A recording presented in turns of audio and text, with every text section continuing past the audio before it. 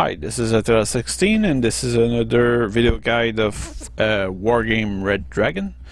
In this case, what I'll do is I will present to you the deck that I'm showing here, which is a Blue Dragon deck or a coalition which contain Korea and Japan together.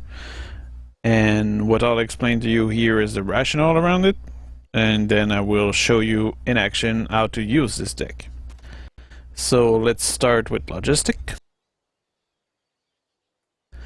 So here I'm using the Bonbu, which is command infantry, fairly standard there, pretty low price. You use that, you add them into the forest or buildings, and what's good about that is they will not be affected by cluster bomb attack, and they can be very easily concealed. Then I use a tank which is a Nana Yongshiki ACV. So this is a tank, and this tank will be able to survive potentially artillery, kind of vulnerable to cluster attack from MNRS and a lot of bombs, but it can be useful in some case, especially in danger zone, to get your tank command vehicle there if it's required. Okay, then I use these logistical Korean Chinook, so CH-47D, and finally I use two group of them, and I use a Shugeta cargo. So this is a very basic supply vehicle. I do not use an FOB because I don't believe this deck consumes that much supplies, because it doesn't really rely much on missiles. Okay, so first thing, infantry. I'm using a Yibigun with the basic APC here, and these are reservists, so they only cost you 5. They have a bazooka and a rifle, pretty basic stuff. You use this as a Recon unit, so because they are 15 in strength, they are able to sustain some fire and survive a long time while revealing the enemy presence. So you use this as a kind of scouting element to your army. You also move this to reveal the enemy fire on your position. So and they are also pretty good for fighting and building, because they will be able to sustain the fight for a long time. It's just that they're not as effective as other units, but I think this is an important unit to have in your armies, because they are really inexpensive. It doesn't matter if you lose them. You can use a lot of them, and they can fill any gap in your front line. So that's really practical. Then I use those Syuju Butai 9D, which are like regular infantry, but I mostly use them for the troop transport, which is similar to a Bradley. Whoops, just remove them there. There we go. So this vehicle has a 35mm autocannon and 2 missiles, which make them practical to cover open space and suppress the enemy infantry. Also, the infantry itself is fairly standard, only costs 15, the transport costs 30, and also the transport has 17 AP power. But this is mostly a unit that you'll call in to fight in towns, where you want the autocannon to suppress the enemy from afar, as well as missile capacity to suppress enemy tank. Okay, then I use the Korean Yumsam Mistral. So this is a Mistral launcher essentially, so I use one group of them without much experience. But the Mistral is a great missile, 60% accuracy, great range against chopper, and you have 8 of them, so this is a very useful unit, especially when you're clearing towns. Also, they're useful in forests, and this is a great complement to your fighting into let's say a close quarter environment. Not that good for open field, but for area where there's might there might be choppers around, that's a good thing to use. Also, it's very effective against plane as well. It's just a matter of moving them around and dodging artillery, let's say. Then I use a Chuma, which is an anti-tank for the Japanese, and this thing is really powerful, 21 AP power. The range is rather limited. So this is another unit which is great for fighting in urban environment because the range is not too high and the AP power is great. This is not a unit I'll use that much because it's very specific in its use, but for urban environment that's really good, especially if you want to defend a town and it's not too open around the town. Because it doesn't have that much range, but it's very effective nonetheless because of the AP power of that launcher. Then I use the Yudu Ren. These are Japanese very good close quarter combat infantry. As you can see, they have CQB capacity and they have also those recoilless rifle which have 13 AP power and 7 around a minute. A range of 1.4 kilometer. So this is like your best unit for urban environment, but they are kind of expensive, so that's why I'm using them with only the HMV transport. And this is really a unit that I will only use in the context of urban fighting. So that is it for the infantry. Let's move into support. Now in support I'm using the 155 SP artillery for the Japanese. This is your reliable kind of artillery.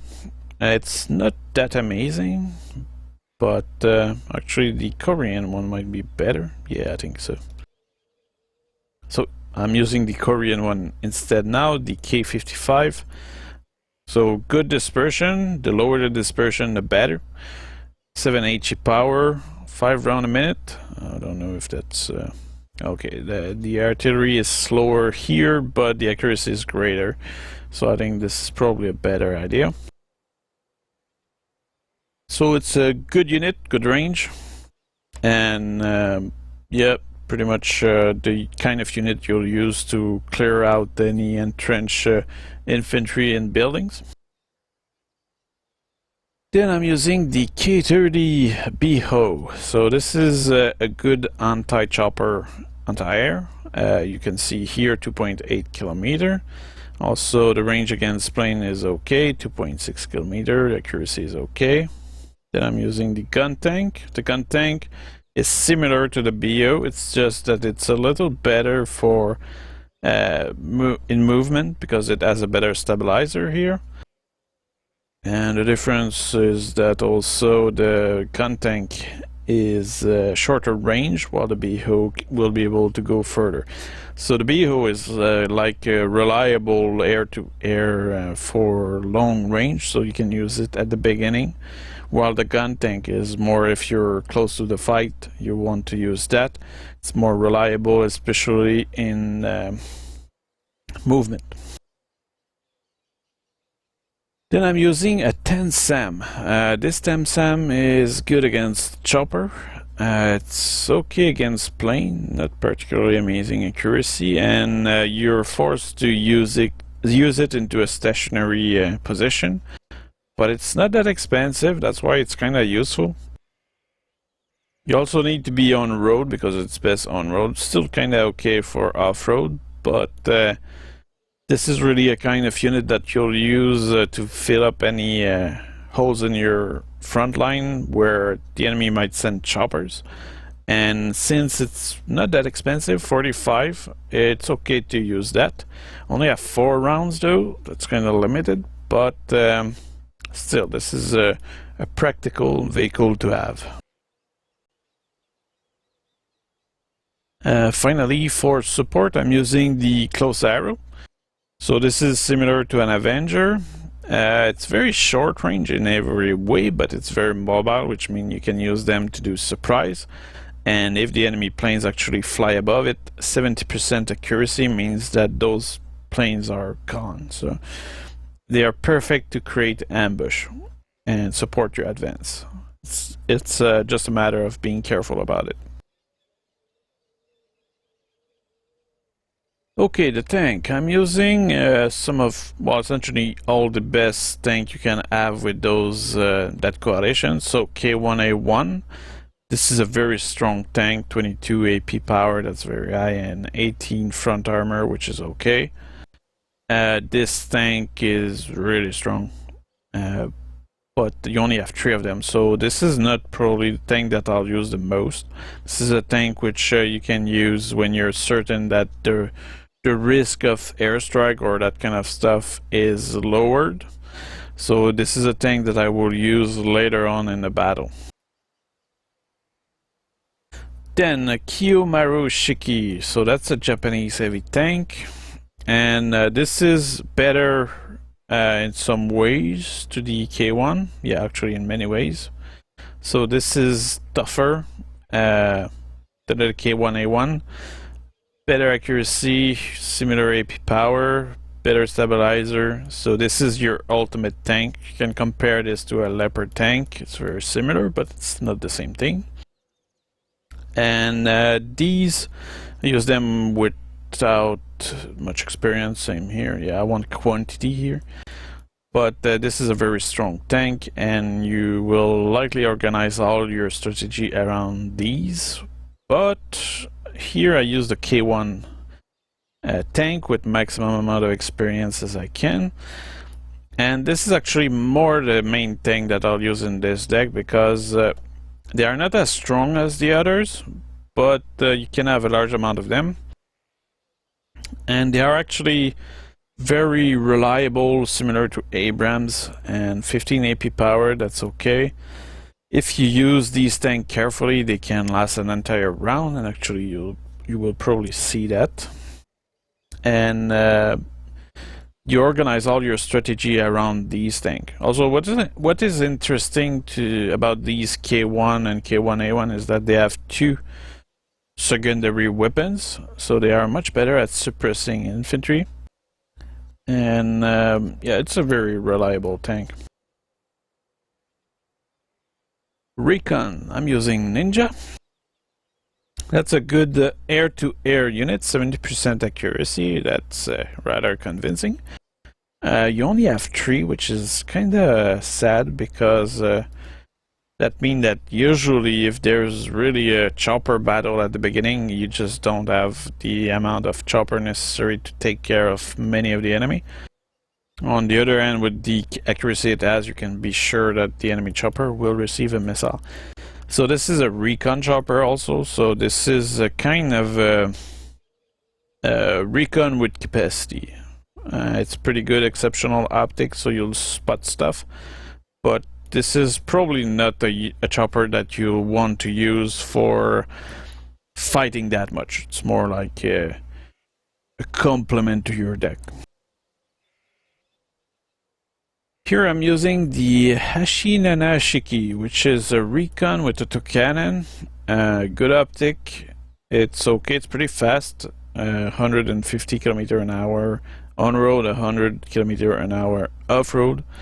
So good autonomy. This is a reliable recon on the long run, and they can get where you need them very fast. They have 2 AP power, which make them good at dealing with light vehicle and infantry. But that's pretty much it. This is certainly not the kind of vehicle that you want to get into a fight that much. It's more a complementary vehicle. You could actually replace that with the KAFV-90, which will be able to deal with tanks, but this is slower a little. But this could be actually a good tank to use as a recon. But in my case, I decided to go with flexibility and speed. And there's also the capacity to shoot choppers at 1.5 km, which is always welcome. Vehicle, I'm using a Mitsubishi Chumet. This is similar to the infantry launcher, so same characteristic, but more mobile, I suppose. The range is kind of limited, which can be a little annoying. But I guess this is a proper vehicle to call in if you want to establish a defense in a specific sector with forest, for example. So if you you probably want to complete this with a few other units because they are not particularly resistant to enemy fire, with zero armor and a poor stealth. That's strange. Anyway. Okay, for chopper, I'm using the AH-1T, which is a Korean Cobra, essentially. And what's interesting about that Cobra is the AP power of 25, which is superior to most Cobra, actually. So this is a very reliable chopper and very destructive. And for the rest, it's pretty standard, like any Cobras. It's just that the TOW2 are extremely powerful and extremely accurate. As long as you maintain visual on the target, these will do the job, and you don't need to call that many. They cost 90, which is rather expensive. But they are definitely worth it. With an AP power of 25, they should not be underestimated. Air units. So I'm using the two group of F4ES. These have Maverick missile, which are fire and forget, and when you actually storm the place with large amount of them, they can be extremely effective at dealing with tank. The accuracy is only 40%, but the AP power is 26, so this is a really powerful unit. It's not that expensive, all things considered, when you compare to what you can destroy with this. But certainly a very good unit to use in large numbers. So usually you will want to have many of them and send them all at once to increase their chance of survival. Then I'm using the F1, Japanese F1. This is a kind of a special unit because it has bombs which are guided, so fire and forget. It's kind of practical if you have a good visual on a group of anti-air. It's very likely that you will lose the plane, but at least with two bombs which can be guided on two different units of a group, you might actually be able to deal with anti-air pretty well. Here I'm using F4DS, so Korean stuff, and they have 18 bombs, which is a lot, and as a result I'm using two groups of them, and with these you're able to make a very long line of bombs that will cover a large area. So if you have many of them, in this case I can have 4, you will be able to clear a large area of a forest from enemy infantry, or at least reduce them or stun them effectively. So if you follow this with an offensive with better infantry, you'll probably be able to kill everything. But it's just that the accuracy of this is so bad that you might not want to rely too much on these for a specific target.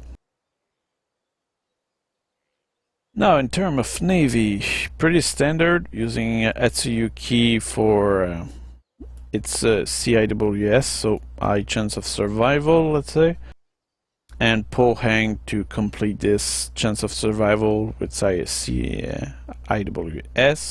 Here I'm using some links because they have 4 anti-ship missile, and I think this is what's most important in sea battle.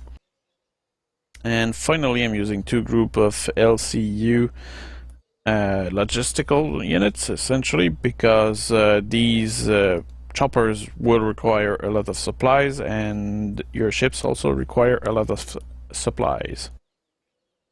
But this is certainly not a deck which is conceived into achieving sea superiority. It's more like a support or completing deck. The main focus of this is really land battle.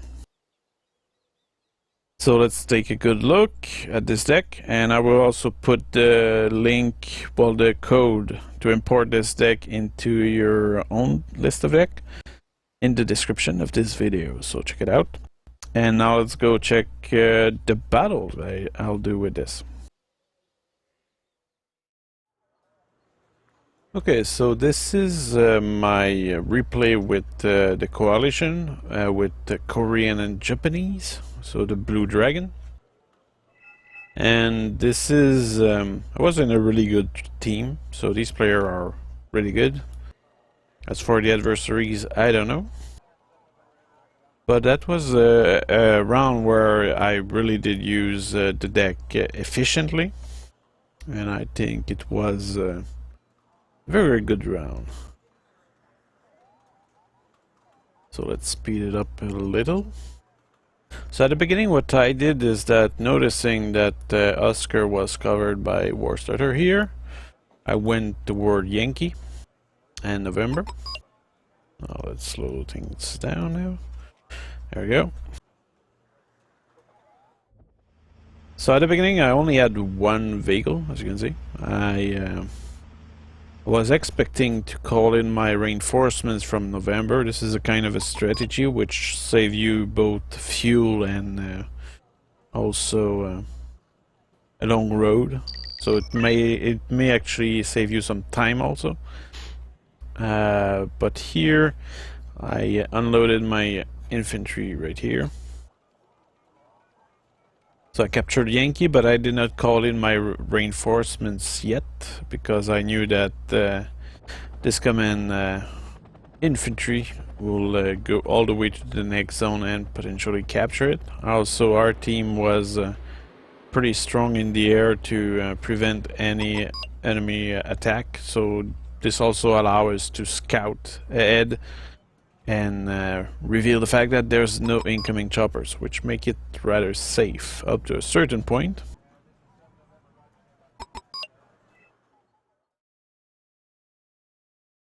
So from there I was able to call in my reinforcements from here. But quickly noticed that there was some enemy reinforcements coming in. The problem with it is that this command infantry was also visible to the enemy, so I had to call in my reinforcements really fast. So I called in some K1, which I find to be certainly one of the most effective tank in this deck, and it's not so overpriced, so it's very effective for the price. And it can deal with any enemy tank, including T-80s. So now I rushed in. Fortunately, the adversary here only called in some light infantry. Or not necessarily light, but let's say probably reserve. Now the issue that I had was that I was exposed to their airstrike, which did stun a little my tank, but did not necessarily damage them so much. Only 4 square of damage. Also, by the look of what I'm killing, I'm not killing much stuff which is too expensive. It's a lot of 5 points. And also our air-to-air, combat air patrol are killing the enemy planes. Now at that point we kinda lost the zone, which was a bit of an issue, but I still decided to just go on with my tank into the next zone, because all the troops which are here are not there. So as a result of this, I just kept going, and here are my reservists, which are Yebigun, that I will be using in this quite a bit, are clearing and scouting that forest. While on that side my K1 had a little damage, not much. I probably did not really need to pull back here, but at least from here I had an angle on that forest, so I was able to support my reservist. There was a few what are these? Fang Hua Bing, something like that, and a few anti-air. And here the command vehicle is gone.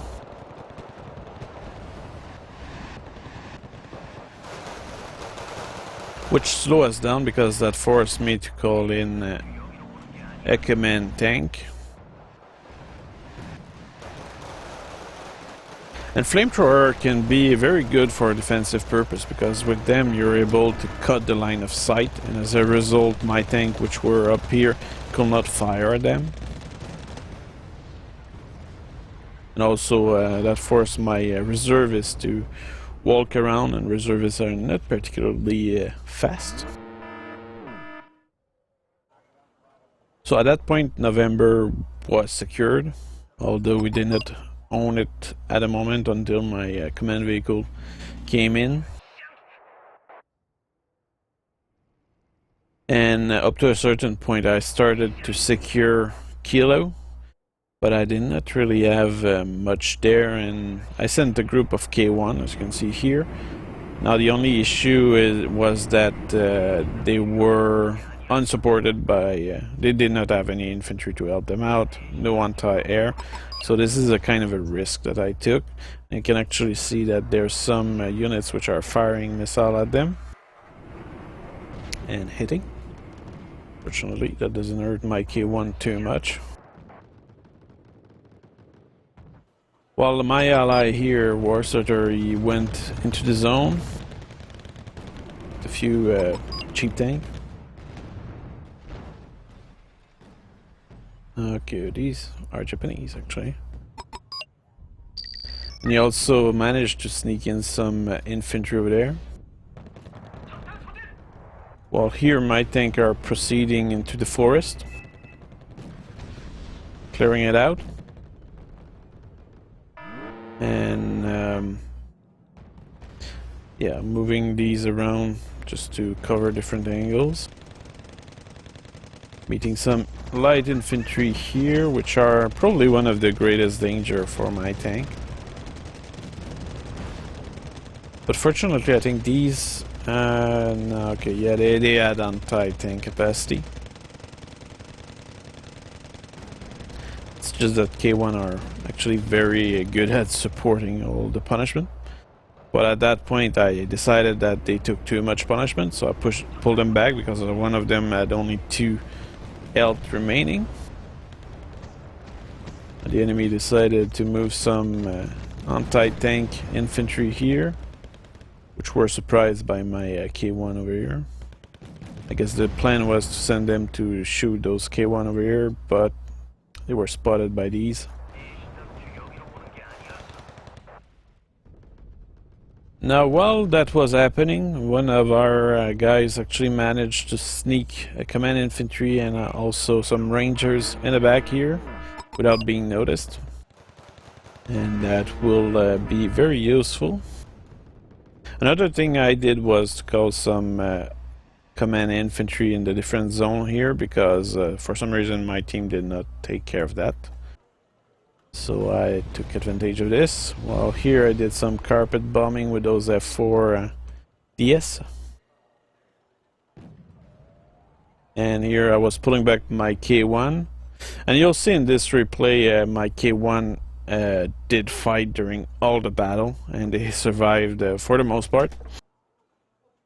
And you'll see that if you play carefully in this, you'll be able to do an enormous amount of damage with very few units.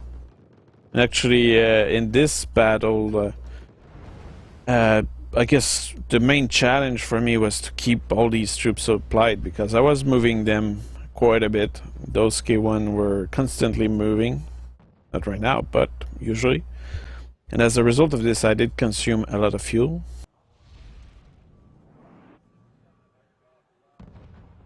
So here sadly we did not manage to capture the place. And the push was answered by some pretty good T-72M, very strong units. While here I think they actually managed to snipe the command vehicle, which was quite good for us. Here I lost a K1 to a Chinese chopper, and these are actually really dangerous. If you look at the stats, they have 24 AP power, so I had no choice but to pull back my tank. This was too dangerous. Also, the fact that there was an attack on Mike, it sure did help out in terms of keeping some troops busy over there. But I think the result is also that it did attract some attention from our enemies. And as a result, they had some good reinforcements coming my way. Well, at least, I don't know if they were good, but they were numerous. So here you have a few North Korean mechanized infantry coming in, which were then intercepted by my reservist, or Yibigun.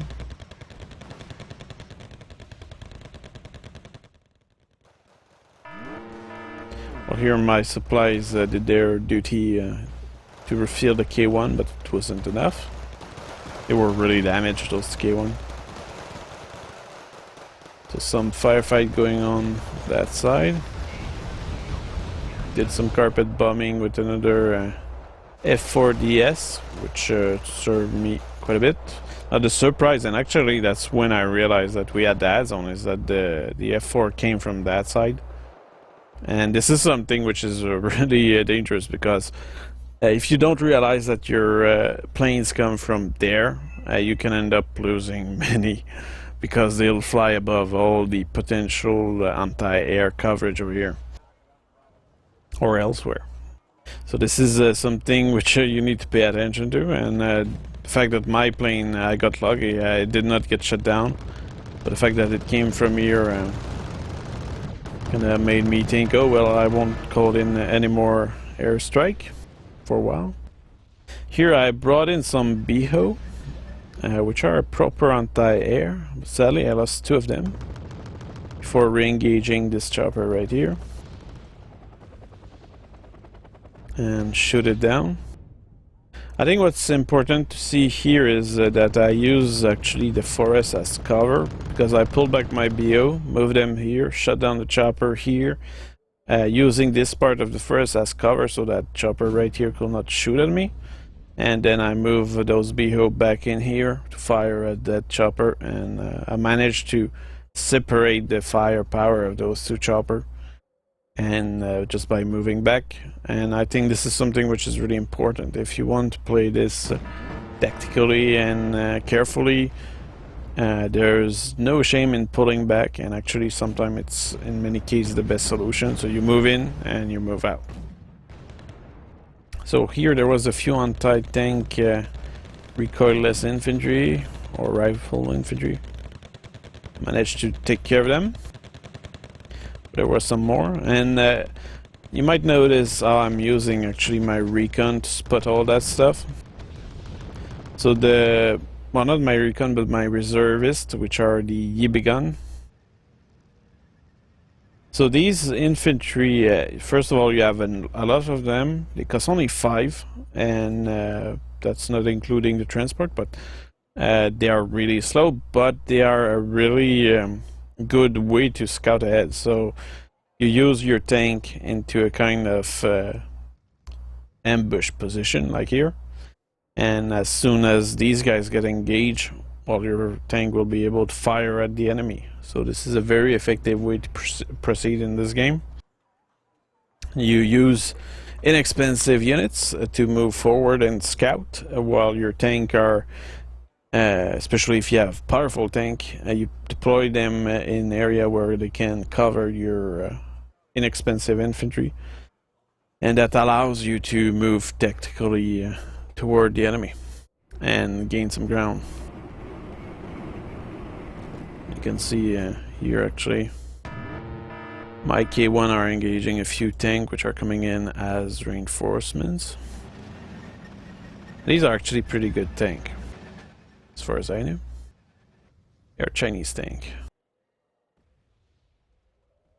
And here actually what is tricky and why I did not move forward with my K1 is that at that kind of range, it doesn't matter the kind of tank you're facing.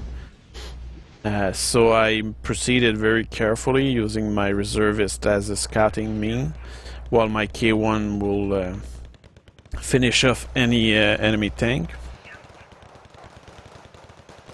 You can see my reservists are revealing the tank, which is firing at them, and then I'm engaging my K1 and destroying the tank. That was a very expensive tank, 125. Might not be the most expensive tank ever, but it's still pretty expensive. Well, here I'm probably, without noticing, losing a BHO. While here we lost the friendly planes, which wasn't mine, but still it's an interesting thing to notice. The BHO is not particularly good at shooting down planes, but it's okay to suppress. It's mostly a defense against chopper, I would say.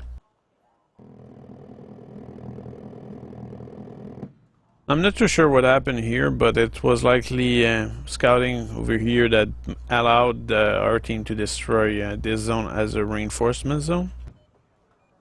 And our team did manage to entrench themselves pretty well here so that nobody will be able to take it back. But in my case, despite having this position on our side, I still had to play very carefully because you don't need that many infantry in those buildings to actually oppose a proper defense, and that will block your enemy.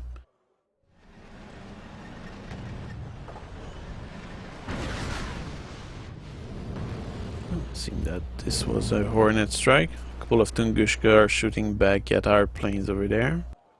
There's a few chopper here which have a gun in this case, but they don't really have anything else. So they're not that much of a danger, but they still need to be destroyed, so that's why you need to proceed still carefully. So I brought in a lot of reservists, as you can see here, a large amount of them. And I also split their squad into multiple smaller ones, so that I could establish a line that will scout and secure that forest. Also brought in a command tank. Here there seem to be a few remaining enemies there, but I did not really mind it much. You can see that they are still bringing in a lot of tank. Here I think that was likely a mistake to bring this particular type of tank because it relies a lot on Bastion missiles, so you want to have as much range as possible. But I guess they just did not want to lose this forest, because as soon as I have captured this, I have a good angle on the entire valley over here. But it's just that against so many reservists, they could not really stop me. And also my reservists are proper units to fight in the wood, while their tank are not. They are likely moving in, but my reservists should be able to take care of that. Also, some of my K1 had an angle on this area, which did serve me well. You can see that this one just killed 2 in a row.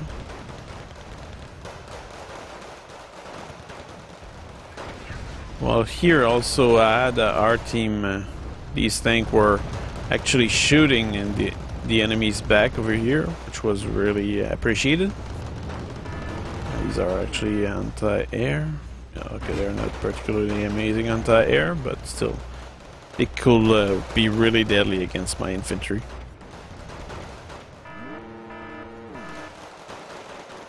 Oh, still some firefight going on. The thing is that the reservists, no matter the nation, they're not really that good at killing the enemy, but the fact that they have 15 soldiers, usually as a rule, really does serve your purpose very well. And when you combine that with good tanks, it's a really strong combo, because your troops are able to maintain contact with the enemy for a while, and as a result you have visual for your tank to shoot at. So your tank are able to destroy the enemy. So here they tried to escape with their remaining tank here, but my K1 managed to destroy them. And I'm starting to proceed forward into the town with my reservist, and I kind of find that there's no resistance at all. Other than this thing right here, which is an anti-tank ATGM units. A few anti-air infantry here, which are getting killed by my tank. K1 again. We'll see at the end of this battle, this K1 will have done marvels.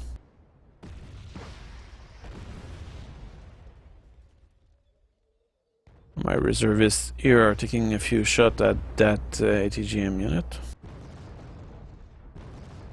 Now we need to capture this position, because as long as we don't have that position, the enemy can still reinforce it, and it's still posing a danger for our position here. So we cannot push forward over there as long as this position is held by the enemy.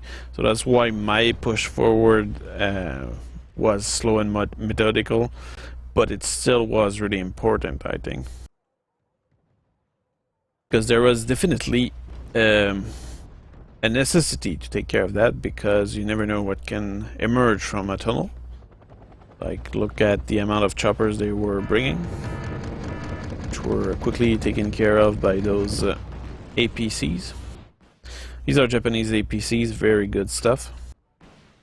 Actually having them, but I did not use them in this replay myself, but I guess here they do prove that they are reliable for shooting down choppers, but also infantry and vehicles, because they of their ATGM.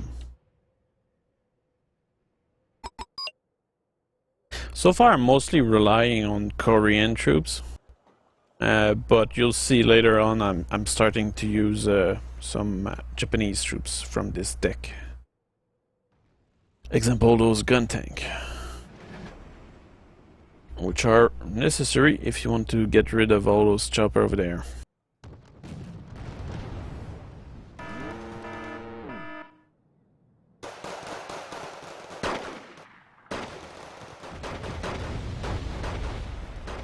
So now we finally managed to destroy the command vehicle. The cluster bomb strike. Not sure if it was mine or not. I don't think it was. Actually, not a cluster bomb strike, but a line of bombs.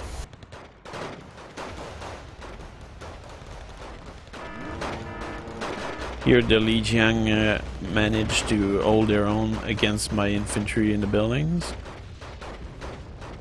Here apparently it was using...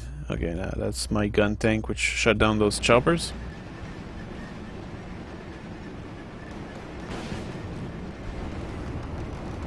Now with my tank I'm moving forward, supported by those gun tanks that are shooting those Z9A. Although the Z9A will not be much of a challenge to my K1, because they only have autocannon. So the chopper will need to be really above my tank to hurt them at all.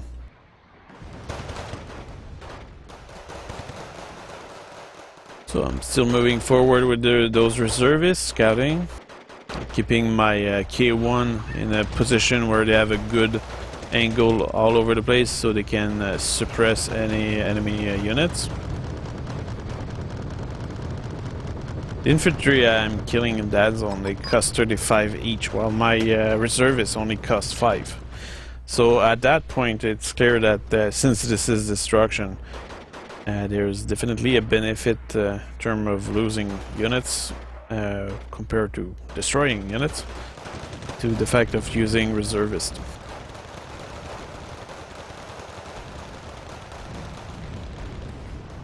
There you go, my K1 did kill that unit right here. Still proceeding forward. At that point it's pretty clear that this zone is secure, and judging by the amount of infantry there was over here, it's pretty clear that that enemy faction, well, that player is not using that many infantry. There seem to be no ATGM in here, which probably would have helped them quite a bit holding me. I'm seeing this tank over here, which is fleeing away. That's a good Chinese tank, by the way. So seeing that, I'm moving my K1 forward to hunt it down and hopefully destroy him. Now you can see that they are starting to build up an Mi-25 force over there. This can be dangerous for me.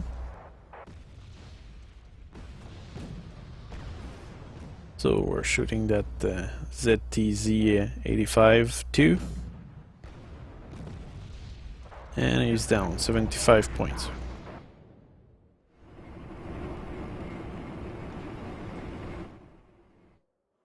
Okay, now at that point, I'm pretty sure that I have secured this, but as you can see, a lot of chopper. That can be very dangerous. So here, seeing that, I rush my K1 into the forest, so this way they cannot really target me with all these. Also, I bring my gun tank in. They are targeting those chopper over there. Also, there's a Mistral unit, I think, somewhere that are helping out. So, gun tanks.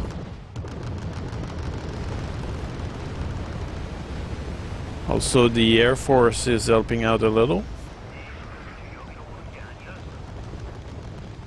There you go, 60 points each of those chopper. That's a lot of score for us.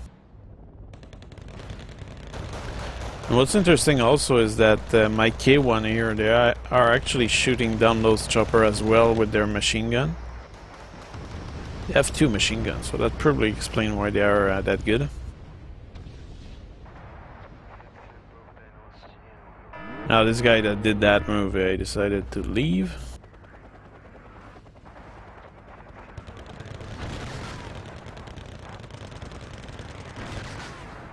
Yeah, these are the Mistral that shut that chopper down.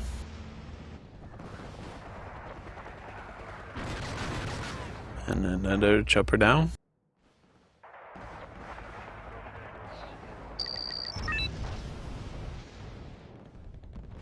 That was one of the greatest danger I had so far in this battle, those chopper, because without anti-air, which were luckily very close here, as well as these gun tank, I could have lost my K1, but they just survived. Now here the fight seemed to have been pretty balanced so far, and I think this is an illustration probably that cannot really only focus troops there, because our troops were unable to advance at that point. And by capturing this position, now we had a new angle here. I could have gone there and say, oh well, I will help out push here, but I think moving from there made it a certainty that we will be able to push forward. So that's why I started to group up my tank here. Brought some supplies, which are really important, and they go away so fast. Because if we look here, oh well, these tanks are not in so bad condition, but those gun tank are low in fuel, only 136 liter remaining out of 1,200. I brought in more gun tank here, and now I also brought those heavy Japanese tank. They look like leopards, but they're apparently not leopards. They're Japanese own creation, which turn out to look like a leopard. Brought some BO also, because we're closer to their air capacity, so you need a lot of anti-air. Also, they did show sign that they really like to use chopper. So, and this is the choppers are the main danger for my force at the moment, which is mostly relying on those tanks. Here there was a Recon tank or something like that. Yeah, that was a Recon tank. Very good unit. Brought also those Korean CH-47D. Now, I was a little concerned by deploying my troops like that they would receive artillery, because they were kind of grouped up. But turns out that that did not happen, which was very fortunate. Also brought in some supplies for my reservists, because even though those reservists are not perfect fighting force, you want them to be at full strength, because they're the one taking the punishment in many cases. So here I'm mostly in a phase of resupplying my troops. I'm also bringing more reservists in their vehicle. I could probably re-put those reservists in vehicle, but that's too much management. You don't want to care about that. So the fact that they are so inexpensive allows you to bring more in APCs and be able to move in much faster. So I was waiting for them to come in. And I started to move those reservists, which the rank had been refilled. So I moved them forward. And these as well. So I'm using the APC and the infantry inside as a kind of a bait to scout ahead, because there might have been a TGM infantry in here. And you can see here actually that there is some very good Chinese anti-tank. Or actually that might be Korean, I'm not sure. But I just decided to bombard them, killed one with my bombers. Here I'm unloading my reservist, moving forward.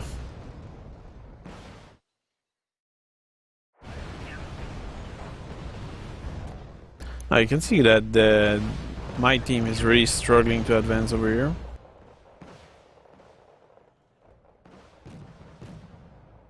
There's a few Su-100 World War II vehicles, well, tank or tank under.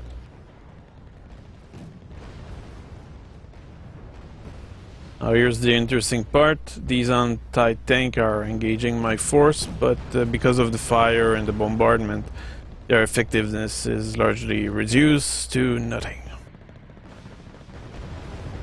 Some more choppers coming in and actually posing a danger to my troops. But those Mistral once again saved me. Very reliable French vehicle there. Or support, actually.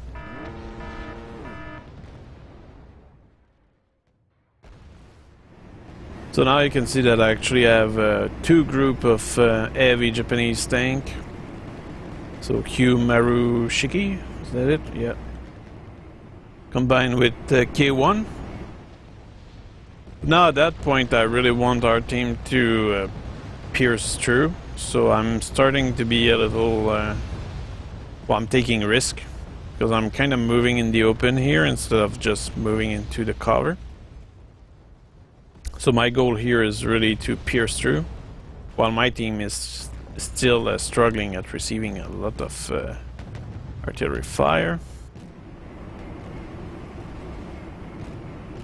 Now one aspect which I have corrected is that I usually put my troops so that they fire on any logistic. But the problem is that when you're advancing so fast that you end up shooting the FOBs, which is probably a bad thing because you want to use them to refill your troops. Okay, well here I'm moving my K1 forward, but these tank right here, that's really tough Chinese tank. So they're taking a few shots at me. I'm taking a few shots at them. And also they're shooting me on the side, which is really bad for my K1, of course. So they killed two here. 3. So those ZTZ-85 3, I just killed 3 of my K1. While here I'm advancing with my Japanese tank, which are actually stronger than K1. And yeah, those... Q-Maru Shiki just killed those 3 tank like it was nothing.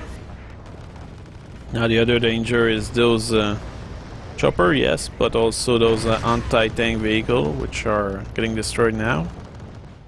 Fortunately for the chopper, a lot of them get killed by my BO, which are moving in. And you can see shoot down those Mi-25 really fast. Also helped out by gun tank, which are over here. They are targeting some planes as well. Now the enemy answer are pushed by moving in some T-34. There's also some more tank with Bastion missile over here, which my Q Marushiki are prioritizing. But the T-34, even at well, at close range, they can actually hurt you pretty well, even if you have the strongest tank. So that's why here I actually pushed back my Q Marushiki and decided to move back, get some space, and then move back here so that I will be able to take out those dangerous units over here of T-34.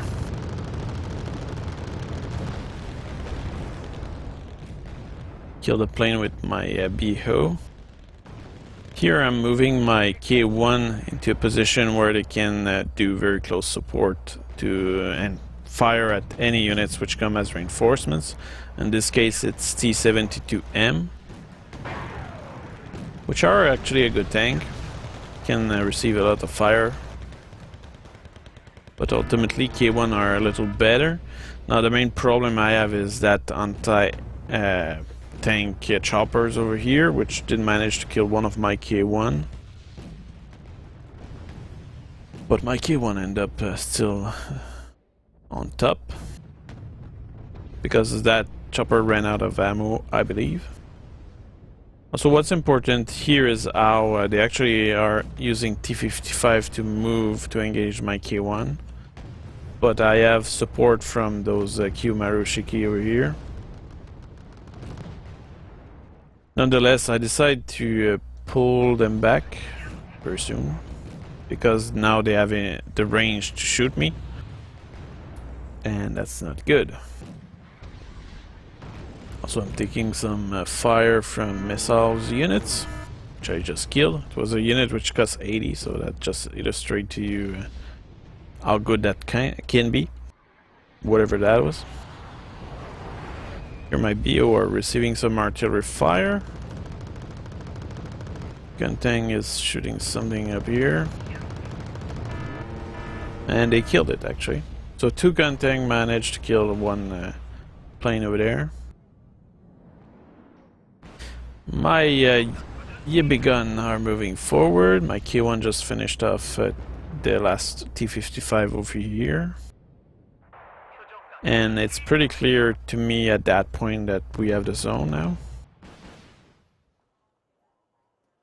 So that's the part where you start looking at, okay, what next? Now this zone wasn't captured by the enemy, which is really surprising, and that was the case since the beginning. So it was kind of strange how they did not notice that. This zone was, as you can see, there was some reinforcements coming in. And here the player that was here actually did a very good move to come from here. This is a very effective way to hurt the enemy big time by coming from this side, because usually they will keep their light units or soft unit of anti-air in the back. So by coming from here, it's a really great way to kill the enemy. Now of course in this case they decided to bring a lot of reinforcements. Also here my problem was largely the supplies aspect of things, because here I had only 1,561 liter of supply out of 4,000, so that illustrates to you how much supply were needed.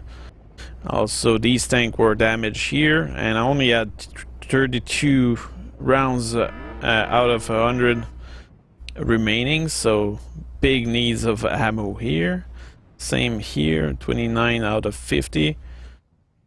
So at that point my tank were really low in supplies, and this was a problem. So I had to bring a lot of supplies.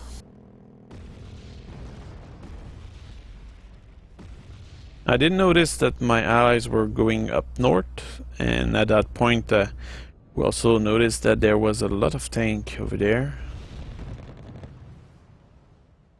While here actually send my tank forward, 2 of them, because there was a good amount of troops leading the way here.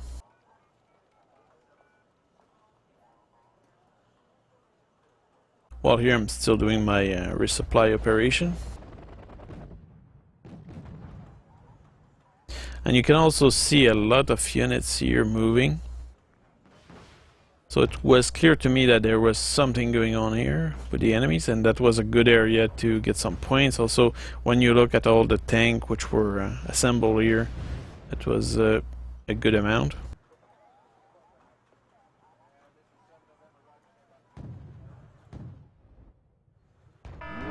Also, the fact that I did not lose that many units during this battle so far meant that I still had a lot of points to use. So here I'm actually moving my K1 to the center over here. Also some Q-Maru, and I'm also doing an air attack. So with a lot of F4, which have missile. Sadly, many of those missiles missed.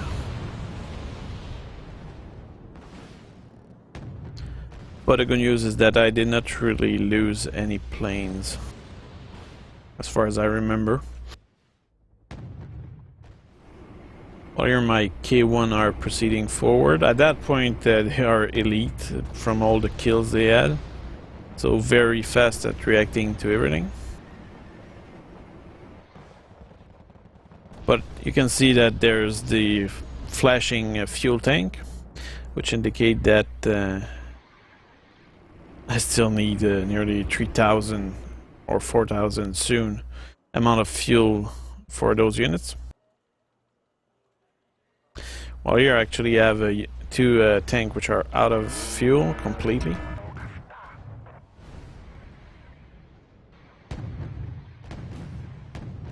A couple of Tunguska are trying to take position, but my K1 and Q-Maru are shooting them and destroying them pretty effectively. Also helped by a couple of good tanks here, M1A1 HC Abrams, some M1A2. So very good stuff here.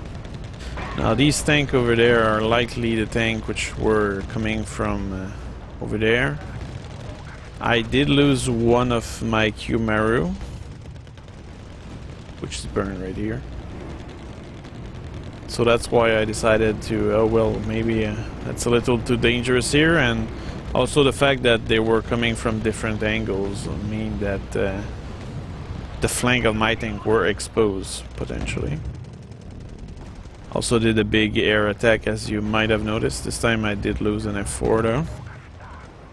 What a tragedy. Now, seeing that the danger that came from the right was gone, moved back my Q-Maru Shiki. But what's interesting here is out of fuel and out of ammo nearly. While here my supply just landed and they are already out, so everybody here just needs so much supplies. So now these guys are officially out of ammo and fuel. While these guys here are a little refilled, but kinda still low.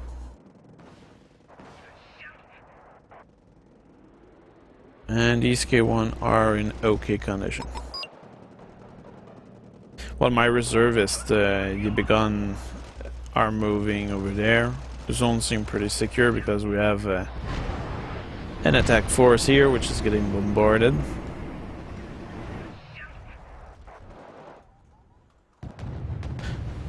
But here, since my ally had the situation in control, I decided to ignore that and resume my attention to moving into Echo and potentially Alpha later on.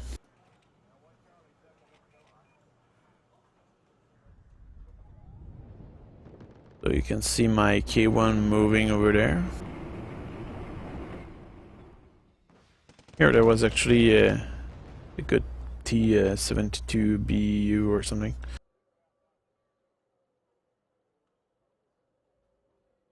So at that point I'm kinda ignoring this place.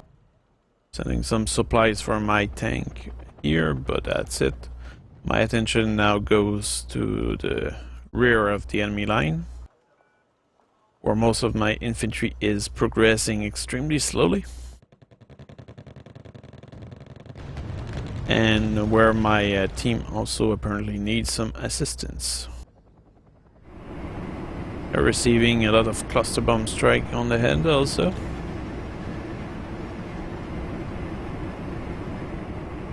Which can be extremely damaging. Dangerous. And here I called in K1 A1. So this is the better version of the K1. It's much stronger.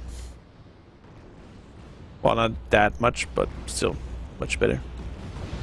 Well, here I'm doing some air attack. Pulling back. Because there was no visual anymore. That's one thing about the Maverick missile or any missile from planes. You need to have your eyes on the target. So in some cases they can be the most amazing tool ever, while in other cases they are just useless because you're unable to maintain visual contact on the enemy.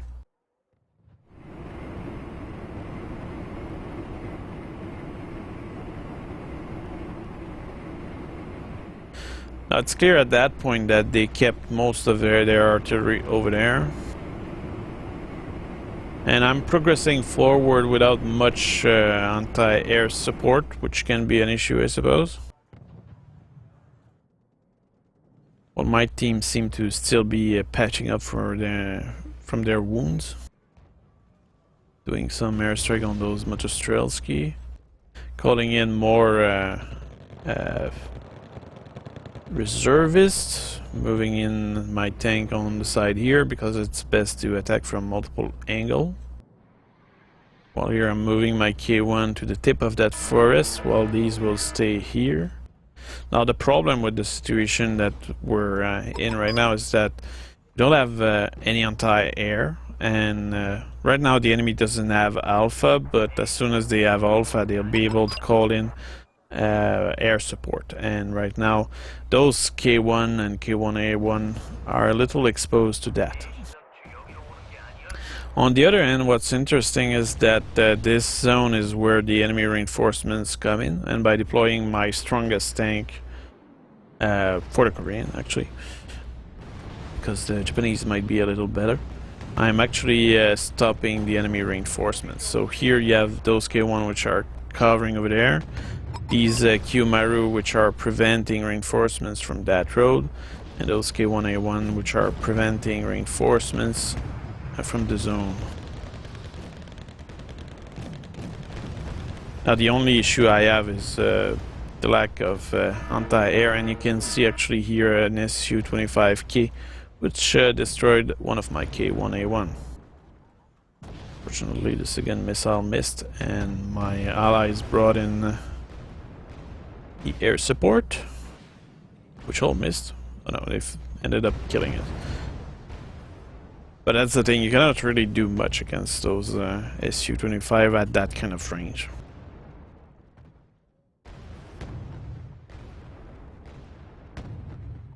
Now here, the automatic fire on the FOB was a big waste of ammo. But I could not do much about it. So those K1 and A1 are suppressing those anti-tank. And these are moving to a better position where they shoot anti-tank as well. Now the tank shoot or something like that.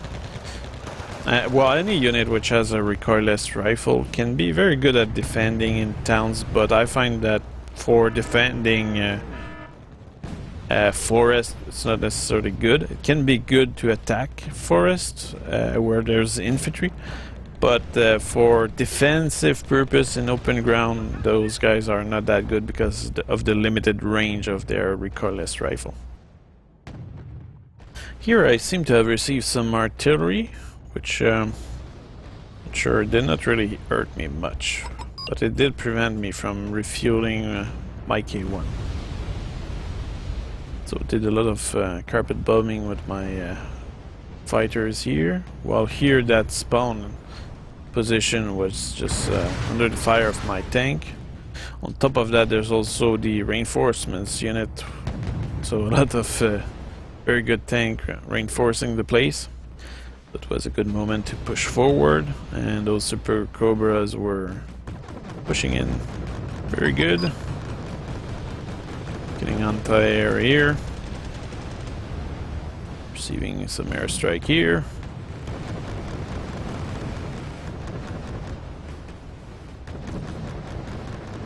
Here I'm just pulling back because there's a danger that whatever was here will fire in the flank of my tank.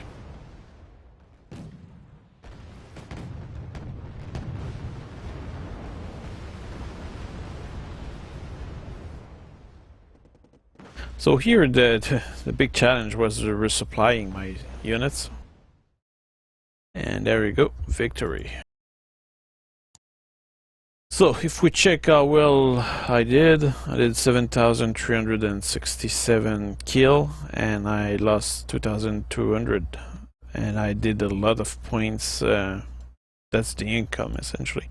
So that was a very good round for me. And if we look here, that K1, these are the K1 I called in at the beginning. A lot of kills here. Some T-72M, that's a good tank. It's pretty tough. Lot of T-55. Lots of infantry, of course. Here, that second K1 killed T-72 on here. 55s, a lot of troop transport, infantry, T-62. The third K1 in the formation. Killed a few anti-tank infantry, a command vehicle. Few anti-tank vehicle. And that other K1 did not kill much. The other one here did kill a lot of light stuff. Yeah, infantry, Recon. Here a lot of tank with Bastion missile and other tanks which are pretty tough. That's K1 once again. So you can see that these K1, if you use them carefully and with a good approach, they can really do the job. Some F4 here, killed a few units. That's the bomber version, DS. Here, these are my anti-air BO. You can see that they had to take out a lot of choppers from different type. Japanese Kiyomaru Shiki, a lot of T-34 in this case, T-62, T-55. Not much of a challenge for that kind of tank. Here some Tunguska, these are good kills, and Cubs. Here lots of T-34, Tunguska, T-62, T-72M. T-72M, these are good tank. ZTZ-85-3, that's a good tank. Killed that, as well as the version with the Bastion, with the amphibious tank of the Chinese. Here, more of that. Yeah, those Kiyomaru Shiki really did kill a lot of valuable tank. That's more, well, that's later in the battle. So Piho did kill planes and chopper. Those F4ES did kill a few tanks, not much considering. But I guess the visual on those targets were not that good. Those K1A1, well, they did not kill that many things which were too expensive. But they did their share, and that's pretty much it. So you can see that, yeah, those K1 at the beginning, they served me during nearly all the battle. And they really did serve me well. Now if we look at what I lost, did lose a lot of anti-air, troop transport, and reservist. I lost 3 K1 here to those strong Chinese tank over there. Another one to a chopper. And I lost another K1A1 to the Su-25K. Other than that, it's all troop transport and Recon's reservist, let's say. That was a pretty good round. I hope you enjoyed this, and I hope that also illustrate to you how to use this particular deck. I find this combo of Japanese and Korean to be extremely effective, and I'll see you on my next video.